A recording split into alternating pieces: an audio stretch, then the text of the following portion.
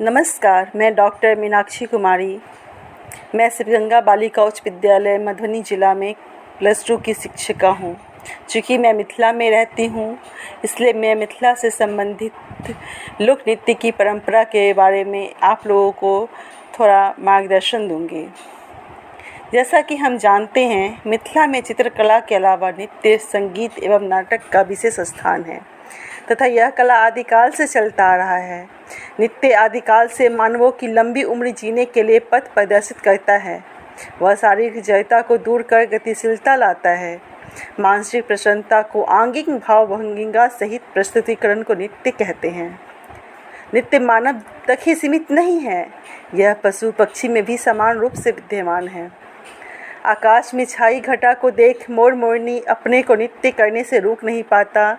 जिस प्रकार बीन की आवाज़ सुनते ही नाग नाचने एवं उसके धुन तक पहुंचने के लिए आतुर हो जाता है। भालू बंदर को नाचने का काम अपना एक अलग अंदाज है। वह डुगडुगी की आवाज़ पर नाचता है। नृत्य ही मन की अभिव्यक्ति एवं मुद्राएं प्रस्तुत करता है। नृत्य व्यक्ति विशेष अथवा मानव समुदाय के अंगों का लयात्मक संचालन है, जिसके द्वारा भावावेश अथवा विचारधारा की अभिव्यक्ति होती है। आदिकाल में जब मनुष्य वन में सामूहिक जीवन व्यतीत करते थे, तो नदी के लहरों के नर्तन को देखकर मनुष्य में भी नृत्य करने की जिज्ञासा उत्पन्न हुई होगी और उल्लास की घड़ियों में अनायास ही उनके अंग प्रत्यंग थिरकने लगे होंगे। नृत्य भी मानवीय अभिव्यक्तियों का एक रसमय प्रदर्शन है। यह एक सार्वभौम कला है, जिसका जन्म मानव जीवन के साथ हुआ है। बालक जन्म लेते ही रोकर हाथ पैर मारकर अपनी भावव्यक्ति करता है। वह भूखा है। इन्हीं आंगिक क्रियाओं से नृत्य की उत्पत्ति हुई है। यह कला देवी देवताओं, दैत्यों, मानवों, मनुष्य एवं पशु पक्षियों को अति प्रिय है। अमृत मंथन के पश्चात जब दुष्ट राक्षसों को अमृत प्राप्त करने का संकट उत्पन्न हुआ, तब भगवान विष्णु ने मोहिनी का रूप धारण कर अपने लास्य नृत्य के द्वारा ही तीनों लोगों को राक्षसों से मुक्ति दिलाई थी। इस प्रकार भगवान शंकर ने जब कुटिल बुद्धि दैत्य भस्मासुर की तपस्या से प्रसन्न होकर उसे वरदान दिया कि वह जिसके ऊपर हाथ रखेगा वह भस्म हो जाएगा, तब उस दुष्ट राक्षस ने भगवान को ही भस्म करने के लिए कटिबद्ध हो उसका पीछा किया।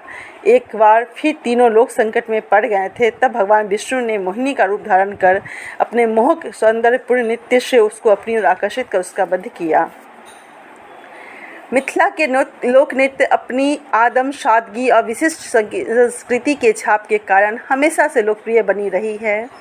लोक नृत्य संस्कृत दरबारों से दूर रहकर पली है और सम्राटों की श्रद्धा उसे सदैव मिलता रहा है। हमारे लोक नृत्य सांस्कृतिक जीवन के मूलाधार बन गए हैं। लोक कलाकार निजी विचारों, आदर्शों और अनुभूतियों को अभिव्यक्ति करने की अपेक्षा पूरे समाज के आदर्श, विचार, चरित्र, रीति रिवाज, धर्म और मनोभावों को प्रस्तुत करते हैं।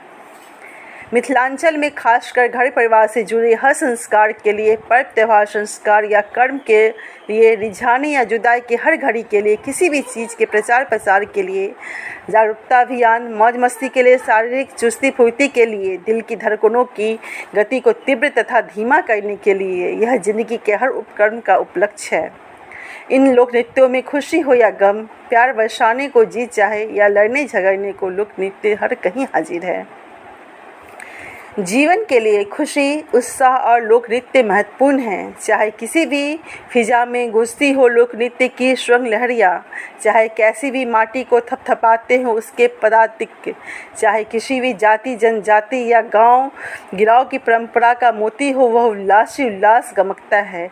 उसकी हर सांस में उत्साहित हो मन तो पाँव थिरकने ही लगते हैं।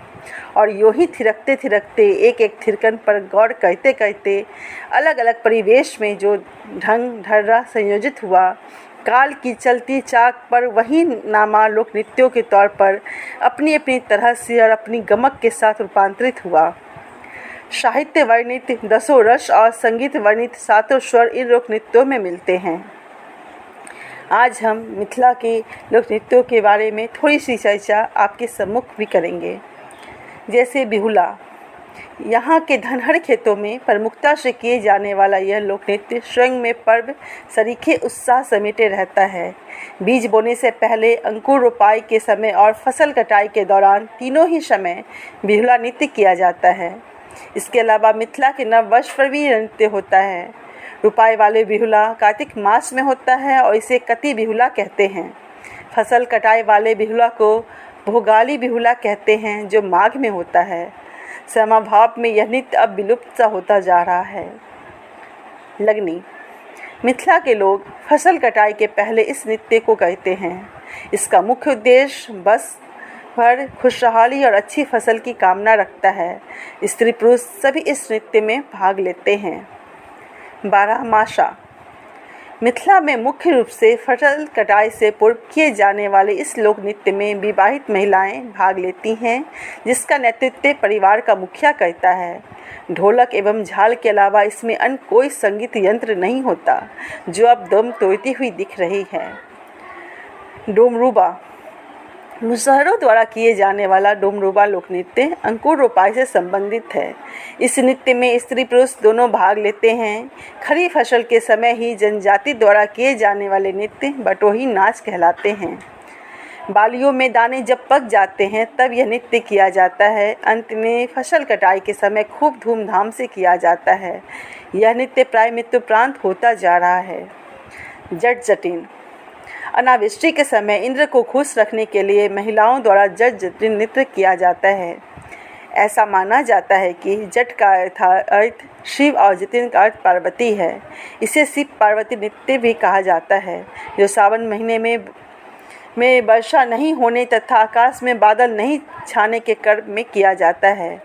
यह नृत्य मुख्य रूप से स्त्रियों द्वारा ही प्रस्तुत किया जाता है। स्त्रियों की दो टोली होती है और बीच में एक उखरी होता है, जिसमें एक मेढक रखकर और उखड़ के चारों ओर पर दीपक जलता रहता है। गीत संगीत के माध्यम से दोनों टोलियों के बीच वाद विवाद होता है और अंत में उस मेढक को कूटा जाता है और फिर किसी झगड़ालू आदमी के आंगन में फेंक दिया जाता है। ऐसा माना जाता है कि जिसके घर मेढक को नर्तक द्वारा फेंका जाता है, वो आदमी जितना अधिक गालियाँ देगी उतना अधिक बारिश होने की संभावना रहती है। यह नृत्य जयढ़ा नाच के नाम से भी ख्यात है, जो आज भी प्रचलित है। शीत बसंत। मिथिलांचल में किया जाने वाला यह नृत्य खरीफ की फसल कटाई के मौके पर चैत्र मास के शुक्ल पक्ष के दौरान किया जाता है। मुख्य रूप से केवल लड़का लड़कियां ही इसमें भाग लेते हैं, जिन्हें सालों भर इस मौके की तलाश रहती है। फाग नृत्य। मिथिलांचल में वसंत ऋतु के स्वागत में किए जाने वाला यह लोक नृत्य लगातार 45 दिनों तक चलता है। इसमें स्त्री पुरुष दोनों भाग लेते हैं। इसका चलन रामकृष्ण के समय से ही है। झिझिया।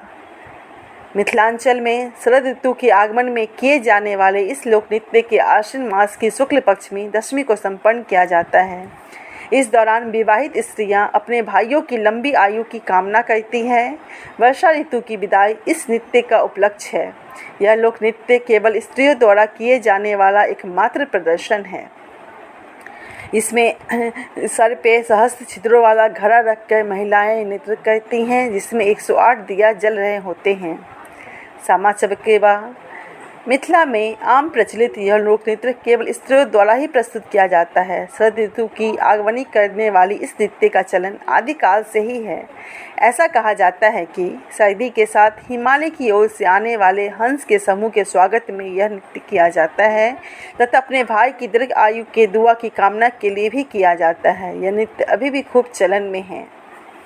कटही घोड़ा। यह नृत्य विवाह के अवसर पर किया जाता है। एक व्यक्ति लकड़ी का घोड़ा बना के उसे गली में पहनकर नाचते हैं। नट नटीन। इस नृत्य में स्त्री पुरुष दोनों भाग लेते हैं। नर्तक और नर्तकी अपने सिर पर औधे गिलासों पर रखे जलते दीपकों और मोमबत्तियों का संतुलन बनाए रखते हुए बैठे बैठे ही नाचती हैं और कई नर्तक नर्तिकाएं खड़ी होकर नाचती हैं।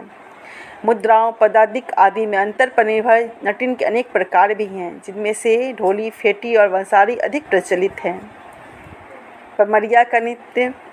मिथिलांचल में इस नृत्य का विशेष मान्यता है, जो नवजात शिशु के जन्म के अवसर पर पमरिया करता है और बच्चों के लंबी आयु की कामना के साथ घर में सुख समृद्धि, धन वृद्धि तथा हास्य विनोद करते हैं तथा बच्चों के माता पिता से उपहार स्वरूप पैसा, जेवर और कीमती सामान लेते। कीमती सामान लेते हैं। लोडिक नृत्य